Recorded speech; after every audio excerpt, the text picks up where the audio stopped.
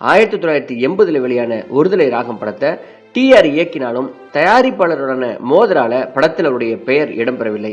பட வாய்ப்பு தரும்போதே நான் தான் படத்தை இயக்குவேன், கதை வசனம் உன்னுடைய பொறுப்பு அப்படின்னு இப்ராஹிம் அவர்கள் கூறியிருக்கிறார். ஆனால் படப்பிடிப்பு ஆரம்பித்த பிறகு டிஆர் தான் முழு படத்தையும் இயக்கியிருக்கிறார். படத்தின் ஒளிப்பதிவாளர்கள் ராபர்ட் ராஜசேகரும் பட உருவாக்கத்தில் நிறைய பங்களிப்பு அளித்திருக்கிறார்கள். ஆனால் படம் வெளியான போது தயாரிப்பு இயக்கம் இப்ராஹிம் அப்படின்னு தான் பேர் வந்திருக்கிறது. ஆனால் காலம் ஒருதலை ராகம் படத்தின் இயக்கத்துக்கான பொறுப்பையும் மதிப்பையும் டிஆருக்கே வழங்கியது. இதில் இன்னொரு சர்ச்சையும் இசையமைப்பில் ஏற்பட்டிருக்கிறது. படப்பிடிப்பு முடிந்த பிறகு படம் வெளியாவதில் நிறைய தாமதமும் ஏற்பட்டிருக்கிறது. பண பிரச்சனைகளால் திட்டமிட்ட தேதிகளில் வெளியிட முடியாத நிலையும் உருவாகி இருக்கிறது. 100க்கு மேற்பட்ட பிரிவியூ காட்சிகளில் படத்தை போட்டு காட்டியிருக்கிறார் தயாரிப்பாளர். படத்தை பார்க்க வந்த எல்லாரும் காரி துப்பி இருக்கிறாங்க. நம்பிக்கையாக யாரும் ஒரு 4 நல்ல வார்த்தைகளை கூட கூறவில்லையா.